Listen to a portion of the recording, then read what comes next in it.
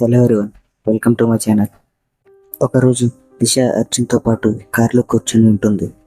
Arjun car drive చేస్తూ ఉంటాడు. ఇంతలో దిశ అర్జున్తో ఎలా అంటుంది, ఇప్పుడు కార్ వేగంగా నడపడం వల్ల ఏం లాభం అర్జున్ అని, కాస్త నెమ్మదిగా నడపొచ్చు కదా అని అంటుంది. అసలు నువ్వు నాకేం అర్థం కావట్లేదు దిశ, ఇంతకు ముందే కదా వేగంగా నడపమని నాతో చెప్పావు, మళ్ళీ ఇప్పుడు స్లోగా వెళ్ళమంటావేంటి అని అర్జున్ దిశతో అంటాడు. ఇప్పుడేమో చాలా స్లోగా వెళ్ళమంటున్నావు, ఎందుకంటే నీ వల్ల నా ట్రైన్ మిస్ అయిపోయింది కాబట్టి. ఉన్నట్టుండి కార్ చెర్కులిస్తూ ఆగిపోతుంది.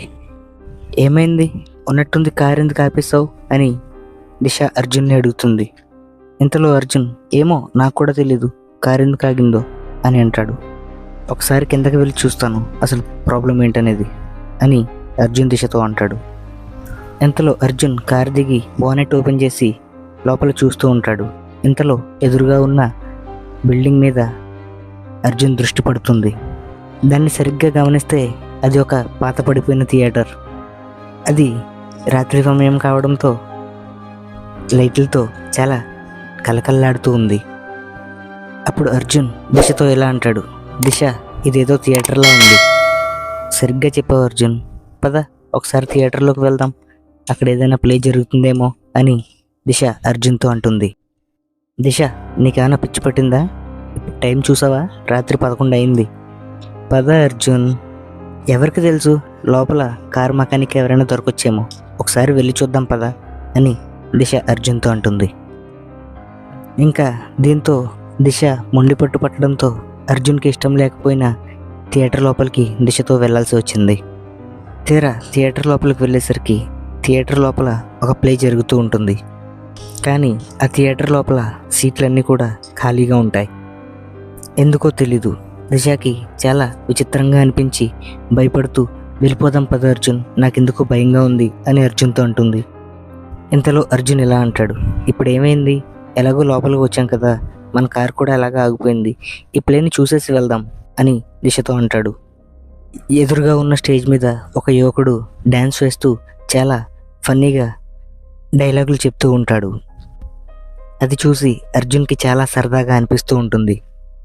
ఇంతలో దిశ అర్జున్తో అంటుంది, అర్జున్ నీకు ఈ థియేటర్ లోపల ఖాళీ కుర్చీలు కనిపించటం లేదా? ఈ థియేటర్ లోపల కేవలం ఒక కళాకారుడు తప్పించి ఇంకెవ్వరూ లేరు. ఇంతలో అర్జున్ దిశతో ఇలా అంటాడు, అరే ఎవరికి తెలుసు, ఈ ప్లే రేపు జరగబోయేదేమో, ఈ కళాకారుడు ప్రాక్టీస్ కోసం వచ్చాడేమో అని దిశతో అంటాడు. అర్జున్ ఆ మాట అన్న వెంటనే ఆ కళాకారుడు నవ్వడం ఆపేస్తాడు. అప్పుడు అతను వాళ్ళిద్దరి వైపు ఒక మృగంలాగా చూస్తాడు. అతను అలా చూడడంతో అర్జున్ ఎంతగానో ఆశ్చర్యపోతాడు.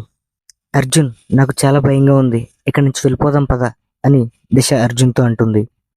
ఇంతలో డ్యాన్స్ చేస్తున్న ఆ కళాకారుడు వేగంగా పరిగెత్తుకుంటూ వీళ్ళిద్దరి దగ్గరికి వస్తాడు. అతను దగ్గరికి వచ్చిన తర్వాత ఎంతో భయంకరంగా ఉన్న సగం కాలిన ముఖంతో ఉన్న ఆ వ్యక్తిని చూసి దిశ ఇంకా అర్జున్ చాలా గట్టిగా అరుస్తారు.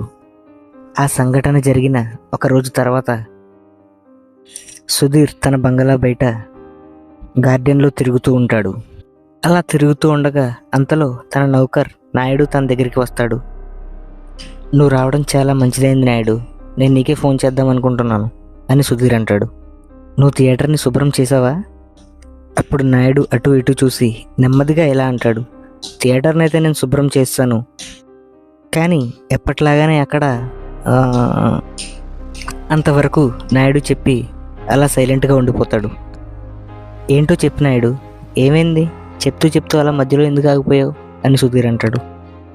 అయ్యగారు, ఈరోజు నేను ఉదయం శుభ్రం చేయడానికి వెళ్ళినప్పుడు స్టేజ్ మీద ఒక అమ్మాయిది అబ్బాయిది శవాలు పడున్నాయి, వాళ్ళ మొహం మీద మాంసం మొత్తం కాలిపోయింది.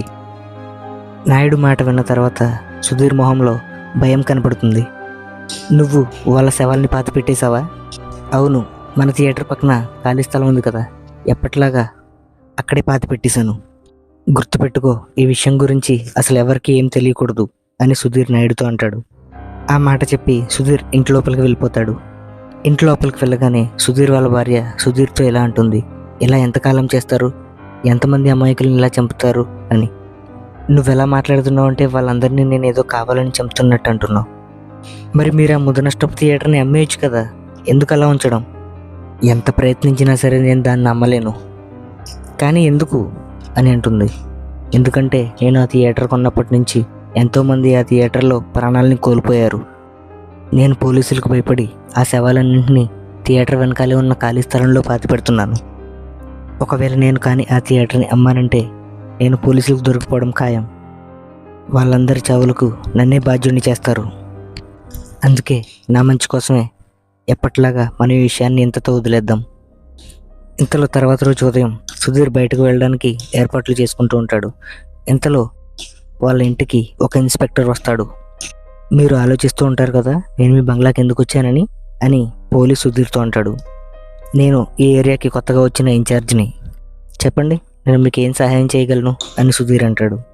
నిజానికి నిన్న రాత్రి అర్జున్ అనే వ్యక్తి తన భార్యని తీసుకుని ఒక థియేటర్కి ప్లే చూడటానికి వెళ్ళాడు. కానీ అప్పటి నుంచి వాళ్ళు ఏమయ్యారో ఇప్పటికీ తెలియదు. అయితే ఇందులో నేనేం చేయాలి, నా దగ్గరికి ఎందుకు వచ్చావు అని అడుగుతాడు. వాళ్ళిద్దరి మొబైల్స్లో ఉన్న ఆఖరి లొకేషన్ మీ థియేటర్ చుట్టూ ట్రేస్ అయింది. అప్పుడు నేను ఎంక్వైరీ చేశాను. తర్వాత తెలిసింది ఏంటంటే ఇంతకుముందు కూడా మీ థియేటర్ చుట్టూ చాలామంది కనిపించకుండా పోయారు. వాళ్ళు ఇంతవరకు కూడా దొరకలేదు. అంటే మీ ఉద్దేశం ఏంటి అసలు? వాళ్ళందరూ మాయమైపోవడానికి కారణం నేనేనా? అంటే నా ఉద్దేశం అది కాదు. కనిపించకుండా పోయిన వాళ్ళందరి కేస్ ఫైల్స్ని ఇప్పుడు నేను తీసుకున్నాను. అందుకని మిమ్మల్ని కలవడానికి అప్పుడప్పుడు నేను వచ్చి వెళ్తూ ఉంటాను. అలా చెప్పి ఇన్స్పెక్టర్ అక్కడి నుంచి వెళ్ళిపోతాడు. సుధీర్కి మూడ్ పూర్తిగా పాడైపోతుంది. అసలు తన గురించి తను ఏమనుకుంటున్నాడు? ఆ ఇన్స్పెక్టర్ గురించి ఒకసారి నేను ఎస్పీకి కంప్లైంట్ చేస్తాను అని చెప్పి సుధీర్ కోపంగా ఇంట్లోంచి బయటకు వెళ్ళిపోతాడు. అలా బయటకు వచ్చి సుధీర్ తన కారులో కూర్చోపోతాడు.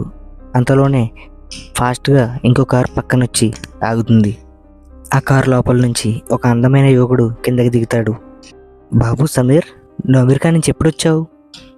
సర్ప్రైజ్ డాడీ, మీ అందరినీ సర్ప్రైజ్ చేద్దామని నేను ఎవరికి చెప్పకుండా వచ్చాను. ఇంతలో సమీర్ కారులో నుంచి ఇంకో ఇద్దరు కిందకి దిగి సుధీర్ పక్కన నిలబడతారు. డాడీ, వాళ్ళు ఇద్దరు నా ఫ్రెండ్స్ అని సమీర్ వాళ్ళ డాడీతో చెప్తాడు. అలా అనుకుని లోపలికి వెళ్ళిపోతారు. తన పిల్లోడిని చూసి వాళ్ళ వైఫ్ చాలా ఆనందపడుతుంది. ఈసారి మాత్రం నువ్వెక్కడికి వెళ్ళొద్దు బాబు, ఇక్కడే ఉండిపో మాతోటి అని అంటుంది. ఇంతలో సమీర్ ఇలా అంటాడు, నువ్వేం కంగారు పడకు మమ్మీ, నేను ఇంకా నా స్నేహితులతో కలిసి ఇక్కడే ఉండిపోదాం అనుకుంటున్నాను. నేను నా స్నేహితులు కలిసి మన థియేటర్లో ఒక పెద్ద ప్లేని ఏర్పాటు చేద్దాం అనుకుంటున్నాం. ఈరోజు సాయంత్రమే అమెరికా నుంచి కొంతమంది యాక్టర్స్ని రప్పిస్తున్నాను.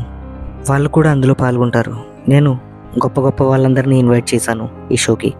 సమీర్ మాట విన్న తర్వాత సుధీర్ పూర్తిగా ఆశ్చర్యపోతాడు. సుధీర్ మొహంలో భయం కనిపిస్తుంది. నువ్వు మన థియేటర్ గురించి అంటున్నావా? అవును డాడీ, మన థియేటరే. ఏ దానికేమైంది అని అంటాడు సమీర్. మన దగ్గర అంత పెద్ద థియేటర్ ఉన్నప్పుడు వేరే థియేటర్తో మనకేం డాడీ పని అని అంటాడు.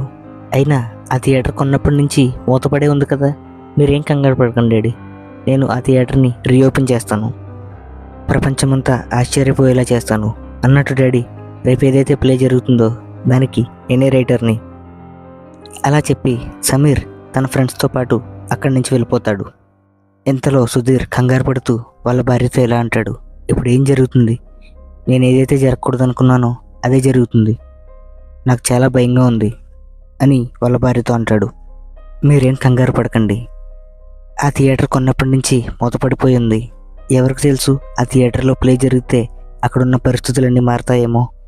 నాయుడుని థియేటర్ దగ్గరికి పంపించండి, తనకి చెప్పండి ఒకసారి నా కొడుకుని ఇంకా వాళ్ళ స్నేహితుల్ని జాగ్రత్తగా చూసుకోమని. తర్వాత రోజు థియేటర్ మొత్తం కూడా జనాలతో నిండిపోయి ఉంటుంది. సమీర్ తన స్నేహితులతో చాలా సంతోషంగా ఉంటాడు. కానీ సుధీర్ వాళ్ళ భార్య మాత్రం చాలా భయపడుతూ ఉంటారు. ఏమైంది నాన్న, నేను ఇక్కడికి వచ్చినప్పటి నుంచి చూస్తున్నాను, మీ మొహంలో కంగారు కనిపిస్తుంది, అసలు ఏమైంది? టెన్షన్ పడకండి నాన్న, కాసేపటికి థియేటర్లో పరదా ఓపెన్ అవుతుంది. ఈ షో పడిన వెంటనే మన థియేటర్ రేంజే మారిపోతుంది అని వాళ్ళ నాన్నతో అంటాడు. ఇంతలో అక్కడికి కాసేపటికి ఇన్స్పెక్టర్ అక్కడికి వస్తాడు. ఆ ఇన్స్పెక్టర్ సుధీర్ వైపు చూసి నవ్వుతూ ఎలా అంటాడు, మీరేం కంగారు పడకండి, నేనేం పిలవని అతిథిని అయితే కాదు, నాకు కూడా ఈ షోకి ఇన్విటేషన్ ఉంది. ఇంతలో సమీర్ వాళ్ళ ఫ్రెండ్స్ ఇద్దరు ఇలా అంటారు, పదండి స్టేజ్ మీదకి వెళ్తాం, ఎందుకు ఇంత లేట్ చేయడం, ఫ్రెండ్స్ అందరూ ప్లే స్టార్ట్ అవ్వడం కోసం చూస్తున్నారు మనం స్టేజ్ మీదకి వెళ్దాం రండి అని అంటున్నారు. వాళ్ళ ముగ్గురు కలిసి స్టేజ్ మీద ఉన్న పరదా వెనక్కి వెళ్తారు. అలా కాసేపటి తర్వాత ఆ స్టేజ్ అంతా చీకటిగా మారిపోతుంది. ఉన్నట్టుండి దానికదే పరదా తెరుచుకుంటుంది. విచిత్రంగా కనిపించే ఒక వ్యక్తి ఆ స్టేజ్ పైన డ్యాన్స్ చేస్తూ కనిపిస్తాడు. ఇంతలో ఇన్స్పెక్టర్ ఎలా అంటాడు, ఇదేం ప్లే, ఒక అనౌన్స్మెంటు లేదు, ఒక సౌండు లేదు, మిగతా కళాకారులందరూ ఏమైపోయారు, అసలు ఇక్కడ ఏం జరుగుతుంది అని ఇన్స్పెక్టర్ అంటాడు. ఆ మాట అంటాడో లేదో వెంటనే ఆ భయంకరంగా కనిపించే వ్యక్తి ఇన్స్పెక్టర్ వైపు చూసి చాలా భయంకరంగా నవ్వడం మొదలు పెడతాడు. అలా నవ్వుతూ ఉండగా ఇంతలో కాసేపటి తర్వాత నాయుడు, సమీర్ ఇంకా వాళ్ళ ఫ్రెండ్స్ శవాలు తాళ్ళకు వేలాడేసి అలా వేలాడుతూ ఉంటాయి. వాళ్ళ నలుగురు శవాలు కాలిపోయి ఉంటాయి. దాంతో అక్కడంతా థియేటర్ లోపల అల్లకల్లోలం మొదలవుతుంది. ఇంతలో ఇన్స్పెక్టర్ గన్ తీసి అందరితో ఇలా అంటాడు, ఎవరు కూడా ఇక్కడి నుంచి బయటకు వెళ్ళడానికి వీల్లేదు. కానీ ఇన్స్పెక్టర్ మాటలు ఎవరు పట్టించుకోరు. అందరూ బయటకు పారిపోతారు. కానీ థియేటర్లో మాత్రం ముగ్గురే ఉంటారు. ఉన్నట్టుండి ఆ భయంకరమైన వ్యక్తి పరిగెట్టుకుంటూ సుధీర్ దగ్గరికి వస్తాడు. అతని సగం కాలిన భయంకరమైన ముఖాన్ని చూసి ఇన్స్పెక్టర్ కూడా భయంతో వణికిపోతాడు. ఎవరు నువ్వు అని ఇన్స్పెక్టర్ ఆ భయంకరమైన రూపాన్ని అడుగుతాడు. ఈ థియేటర్ నాది. ఏళ్ల క్రితం ఈ మనిషి ఈ థియేటర్ని నా దగ్గర నుంచి కొనుక్కోవడానికి నా దగ్గరికి వచ్చాడు.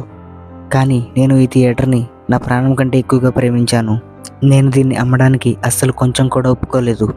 ఒకరోజు రాత్రి ఈ మనిషి తాగిన మత్తులో నా దగ్గరికి వచ్చాడు.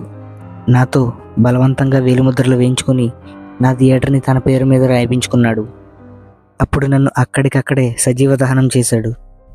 అప్పటి నుంచి నేను ఆత్మగా మారి అతని కోసం ఎదురు చూస్తూ ఉన్నాను. అతను ఈరోజు ఇక్కడికి రావడంతో నాకు చాలా సంతోషంగా ఉంది. అంటే కనిపించకుండా పోయిన వాళ్ళందరినీ నువ్వే చంపావా అని ఇన్స్పెక్టర్ అతన్ని అడుగుతాడు. అవును, నా థియేటర్లోకి ఏ మనిషి వచ్చినా సరే వాళ్ళని నేను ప్రాణాలతో విడిచిపెట్టను. ఉన్నట్టుండి సుధీర్ ఇంకా వాళ్ళ భార్య ఒంటికి నిప్పంటుకుంటుంది. వాళ్ళిద్దరూ అక్కడికక్కడే థియేటర్లో కాలి బూడిదైపోతారు. ఇంతలో ఆ భయంకరమైన వ్యక్తి ఇన్స్పెక్టర్ని చూస్తూ, నువ్వు ఇక్కడి నుంచి వెళ్ళిపో, నీ ప్రాణాలను కాపాడుకో అని అనగానే ఇన్స్పెక్టర్ భయపడి అక్కడి నుంచి పారిపోతాడు. అలా పోలీస్ స్టేషన్కి వెళ్ళిన తర్వాత ఆ ఫైల్స్ అన్నీ క్లోజ్ చేసేస్తాడు.